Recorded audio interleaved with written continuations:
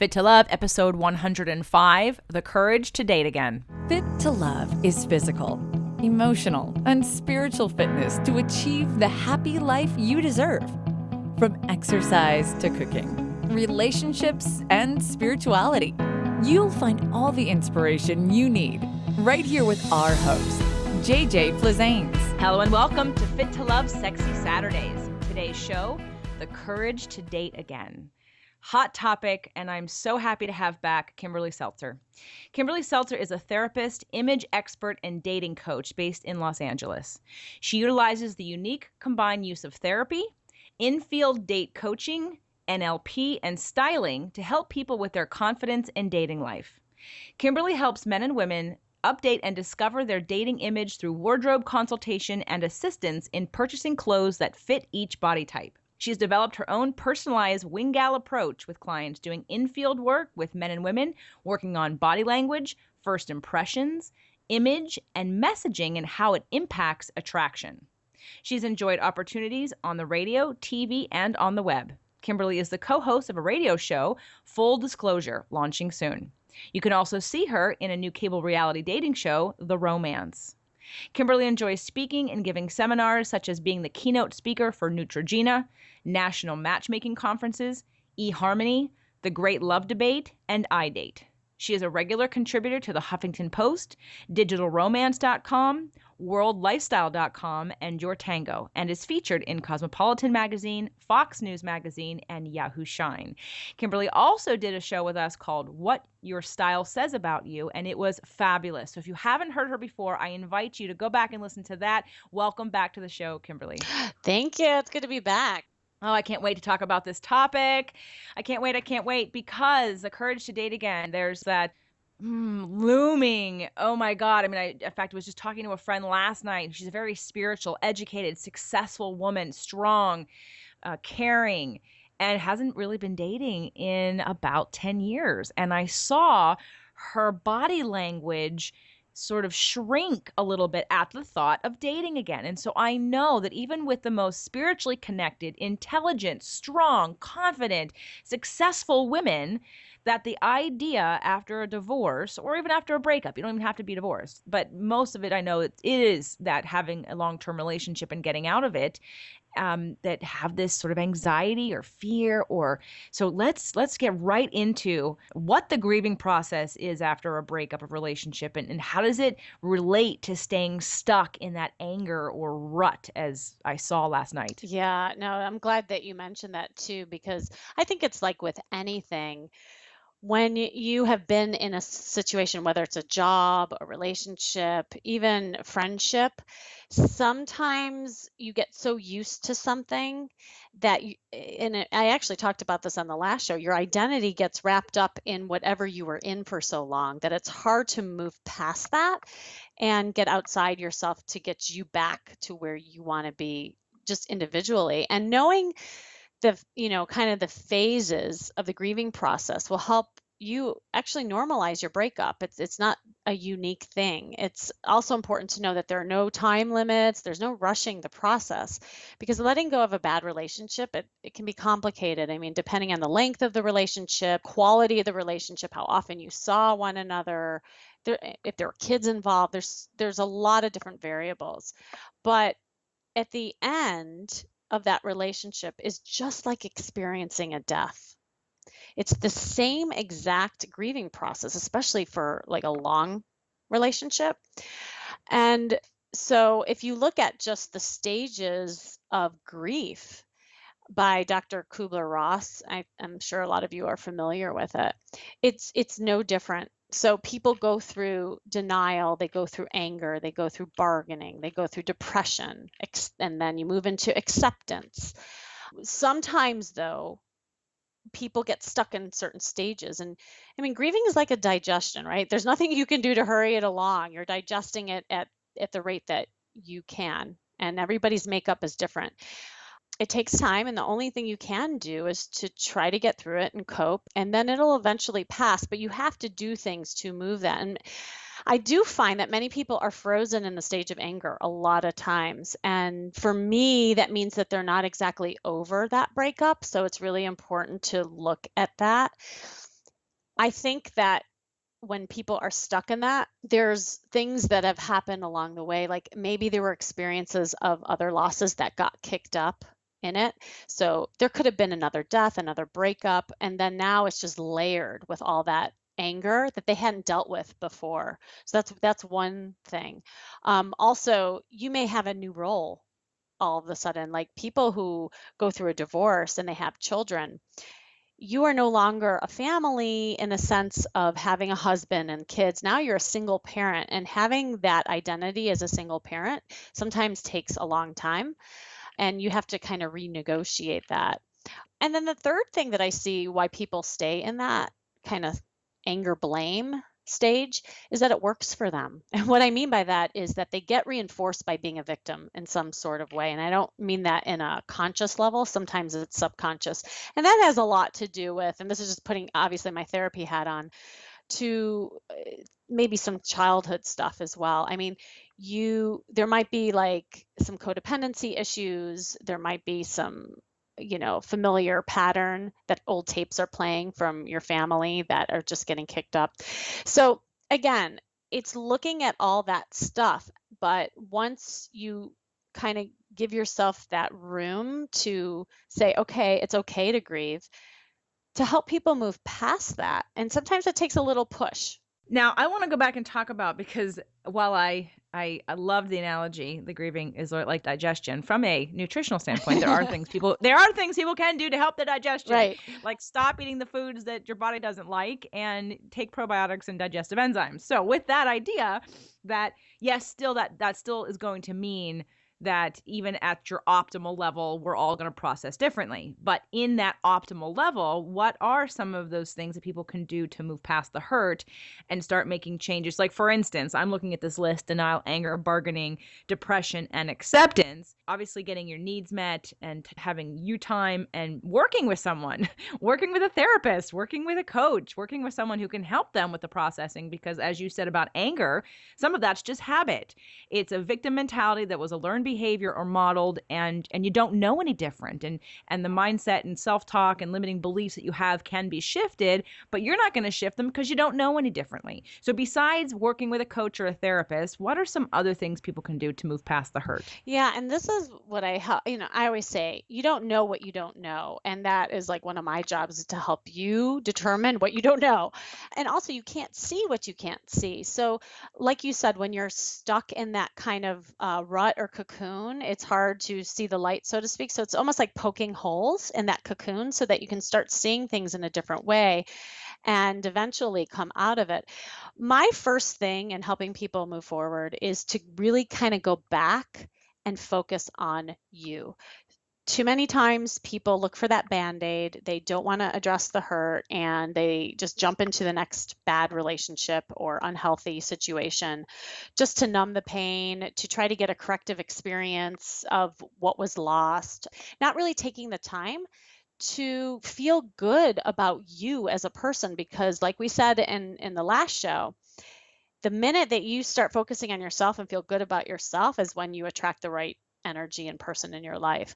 So it's so basic, but going back to that and having your anxiety and your fear and insecurities kind of get abated by doing that. And so I think that by getting your identity back and doing things that maybe you used to feel good about that you forgot, like what are your passions? I always tell, what did you used to do before you dated this guy? Are there anything that you stopped because he didn't like it, or you weren't able to? We talked about salsa dancing in our last show. Do you like to salsa dance? Do you like to paint? Do you like to go on hikes? Whatever it is, get back into those things that you really love and are passionate about. What's awesome about it too is that naturally you'll meet like-minded people, not so much focusing on, oh my God, I'm going to meet a man there, but like, hey, this feels good. I'm around people that are like-minded and enjoy the same things. And guess what? You might meet somebody along the way. It's more like the relationship and people that you want to date should be almost white noise and background. Right now, it's just getting to you. The other thing I tell people is make a list of strengths. What are you really good at? What are the qualities that you see in yourself? Not not what other people think, but if you look in the mirror and say, what I like about myself is X, Y, and Z, what are they? And I usually break it up into categories for people. What do you like about you physically? What do you like about you intellectually or professionally? Emotionally, like your character? What do you offer in a relationship? All those good things. And anytime you're feeling down or get into that anger stage, look at that piece of paper and that list and remind yourself, you know what? I got all this going on. A guy would be so lucky to have me because I know what I am and who I am. And then I think the third thing that I would say to people is I break it up into kind of three categories: feed the mind, the spirit, and the body. And if you keep those things in mind, that will really help you. And, we talked about passion, we talked about strengths, but feeding the mind, like, go challenge yourself mentally. Maybe you want to go back to school, take classes, get the juices flowing up there. Feed the spirit by, taking yoga, Pilates, take a vacation, maintain friendships that just fill your spirit up. And then your body is huge. And obviously, JJ, I know that this is what you're all about, but it is so important. Exercise and get the blood pumping. I just actually talked with a client yesterday, and she's so stuck in a rut and sad. And we mapped out a schedule just to get her body moving and walking, because part of why she's not feeling good is her weight, but she's finding excuses of why she's not doing it. And I was really helping her see how that was an excuse rather than not really having time. So kind of renegotiating all those parts of you to just get you back to basics. Of course, I'm in agreement with all of that. Mind, body, and spirit. Just like I said before, that is what we are all about here. Now, what are some of the challenges that you find that women have in getting out there after it's been a while? Like they've decided that they're ready. Now, what comes up? Oh gosh. Well, challenges, I think, show up in different ways and in with different people. It's interesting because when I go and I coach people, I don't just talk with them. I'm all about action. So I'm in the field and I watch people flirt. I watch their messaging, their body language, how people are talking to one another, what they're doing to send signals to the opposite sex that they're open to attraction, all of that stuff. And what I found interesting, because I always write a summary after my experience with people, that I kept writing similar things over and over again. I'm like, what the heck?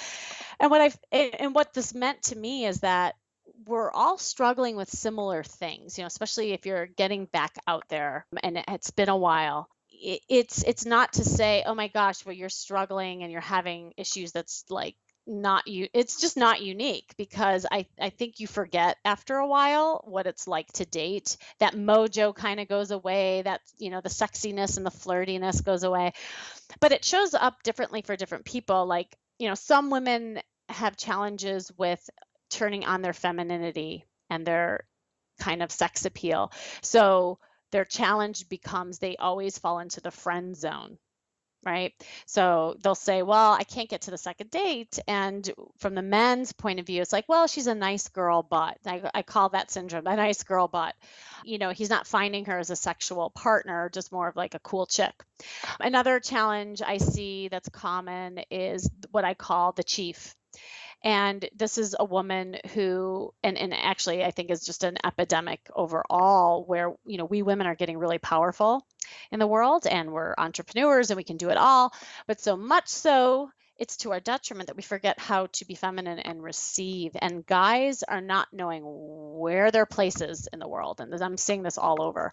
So women are forgetting to be in their feminine and learning to receive and accepting a man's help and having that lightness and fun part about her. She's showing up on a date like it's a business meeting. And I'd say another epidemic, or not epidemic, but a common pattern that I see is all these really like nice women that are just have their guard up and they're not even realizing, because there's been a lot of hurt, like we've talked about before. So I call that woman the dame. It's like it's the female knight. She has her armor on so thick that a guy can't even put a dent into her, into even approaching her. So she's not making eye contact. She has no awareness of how, like, she's kind of cutting off the world to her because she's protecting herself. So those are some of the common challenges. There's more, but I think that those would be the top three that I see. At the start of this podcast show back in September of 2014. I did a show called The Top 5 Mistakes Women Make in Dating. Mm. And then I did another show that was the 5 top irritating behaviors women do to men. and the things that you're talking about, I mean, it's so in congruency with what I was talking about. It was the exact same ideas of femininity, and yes, we're powerful, but we put our masculine on, because that was my story. I was going out there and making dating a job and turning on the masculine and being very focused instead of being in the moment and enjoying my life and allowing that feminine essence and who I am to be shown through, just by being in the moment of being in my life. I was out there searching, looking, hunting. I was being the man. And it wasn't until someone else pointed that out to me and I learned and understood all that, did I then laugh and think, okay, well, I now know better.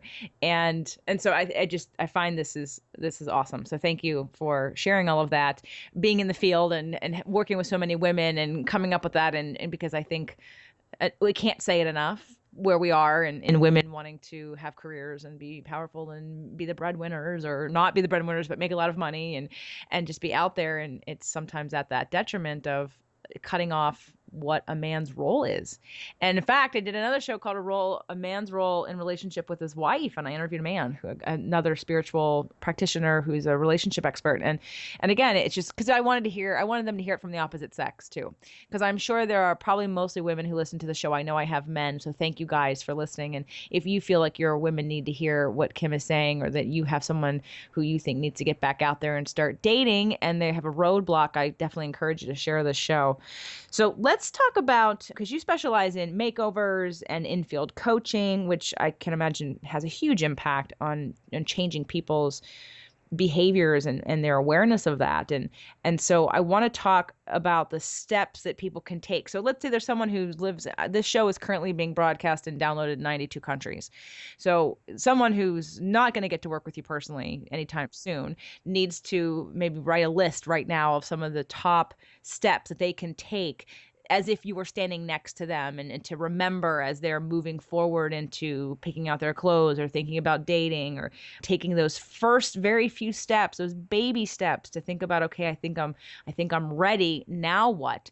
But before we get to that, I do need to take a moment to thank our sponsors. Is your website working for you? If it's not, and you're frustrated with your brand, website, or current online results, Every Angle Media can help transform your existing business presence and build you a website that works when you're not working.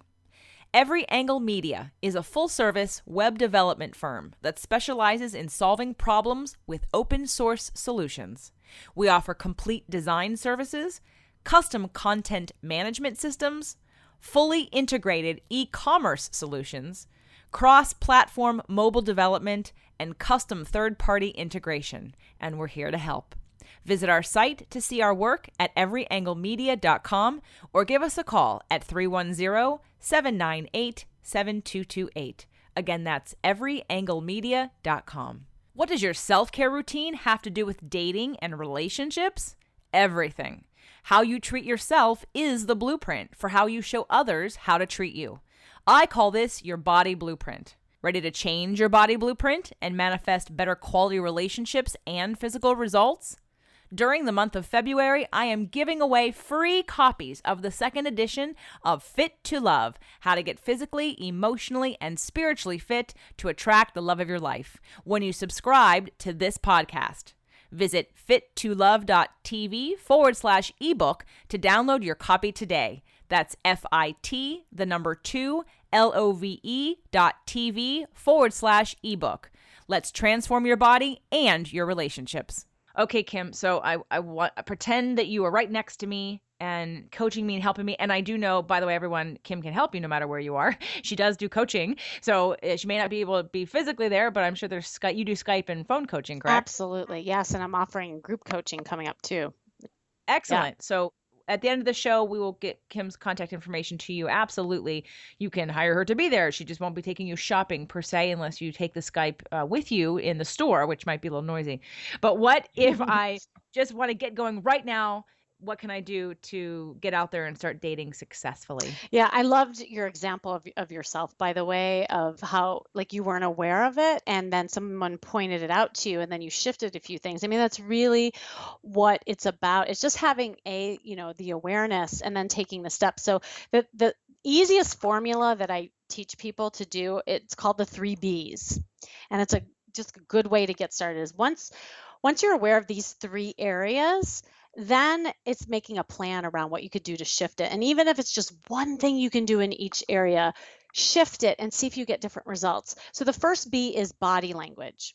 Okay. We've talked a lot about that. Take notes and pay attention to yourself. Try, or at least bring a friend along with you who will be honest with you. What is your body saying?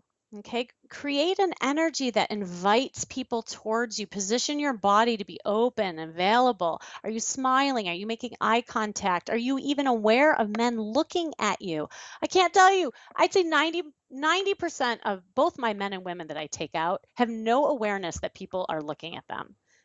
That's half the battle, because to me that says that you still have your blinders on, you're in this tunnel vision and you're not open yet. The second B is beauty. Obviously, I do a lot of talk about that. But what I mean by that, and not in a superficial sense, but really the inside out. So pay attention to the clothes that you're putting on, how you feel about yourself. Really like take time to feel good about yourself. If you're going to the grocery store, yes, it's okay to put on yoga pants, but can you put on yoga pants that actually fit you and look cute? Guys love that, by the way. They love when you look casually cute. But they don't like when you're throwing on a huge t-shirt from the 80s and these big oversized pants that are falling down with your hair all over the place because you just woke up. I mean, use every moment and opportunity thinking that could be a moment to meet somebody. So really pay attention to that. Guys notice. The third B is balance. I mean, gosh, especially in this day and age, it's getting harder and harder to create balance in our life, but it's crucial when it comes to dating. I often have people chart out their lives and like put percentages on how much they're really focusing on different parts of their life, and it's often totally skewed. Like maybe a woman's like spending 80% of her life in work mode and maybe only 20% on her social life. So look at all the areas in your life and try to get it more evenly distributed. Obviously, there are some challenges and roadblocks and obstacles in doing it completely even. But if something's really if something's 90 and the other thing's 10, something's wrong. Something's got to give. Part of that also is setting boundaries for yourself so that you give yourself permission to let go and create space for fun. One of the things I help people with is create a dating plan so that their calendar is filled up with their social life just as much as their business life. It's crucial. I love that. So people who are single out there and are divorced and or coming out of a breakup and considering to date, and they're hearing this and they're loving these things, but they're feeling they need a little bit more support, can obviously call you, get in touch with you, and work with you to help make that plan, correct? Absolutely. Yeah. The best thing is to go to my website, Elite Image Makeovers with an S.com. All my contact information is on there. And please, I'd love to stay in touch. If you download my free body type booklet, you will also get all my newsletters and goodies that are coming up soon. Kim, just go through sort of the services that you could provide. So, Sure. So in terms of the courage to date again, and that's where I am, and what are the many different ways you can help me? Well, the easiest thing, and like you indicated before, I mean, no matter where you're located, I work for people all over the world. Actually, I have clients in Australia and Canada, and so I do Skype sessions with people, and we can get a lot done, anywhere from your image stuff and your style to your body language and to dating. And I do use a lot of my therapy background to help you kind of connect the dots of how your old patterns is creeping up into your current state and the people that you're attracting, to help you move past that, exactly the topic that we're talking about today. So that's the easiest kind of low level step that you can take. I'm also going to be offering a group coaching sessions that are actually underway, and that's going to be a great way. That'll be via Skype webinar type of situation. Obviously my baby is working with people in the field, so I offer a 1-day and a 2-day VIP intensive where we do everything from nuts to bolts. We do the therapy, the coaching, the styling, photo shoot, hair, makeup, you name it, and it really truly is a makeover experience inside and out, and people get tremendous change in a short amount of time. So even if you're in this country or outside of the country and you are feeling compelled, someone could fly in and work with you for a 1 or 2 day intensive and fly back out. Oh yeah, I actually say more so than not, people come to me who are out of state than in state. It's interesting because, being in LA, it's a great vacation spot, first of all, and it just infuses you with a different energy. But also I will go to other people's, hometowns as well, because sometimes people prefer me to go there. Oh, that's a great idea. Then you get the vibe of the area. Exactly. And all of that. So that's great. So she can come to you. Okay, so there is no limit to how you can work with Kim. You could do it Skype, phone, or in person.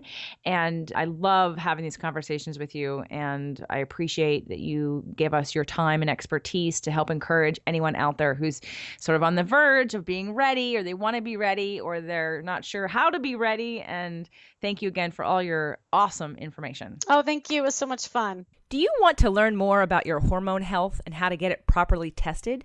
Then sign up for our Healthy Hormone Kit at nourishingwellness.com. This kit features healthy eating and lifestyle tips to help you heal your hormones naturally. Do you commit to an exercise program every year and then give up within the first 60 days? Are you ready to be accountable to yourself and uncover the personalized changes that will work for you long term? Consider the 30-day Jumpstart program. Visit the products page on fit2love.tv to get started today. The Fit to Love podcast show offers you 6 days a week of helpful content to achieve the happy life you deserve. Movement Mondays and Tasty Tuesdays are weekly video casts, while Wellness Wednesdays, Thoughtful Thursdays, Freedom Fridays, and Sexy Saturdays are audio-only shows themed every week to address your holistic life and needs. If the show inspired you, we would love for you to share it and subscribe. Thank you so much for joining us today.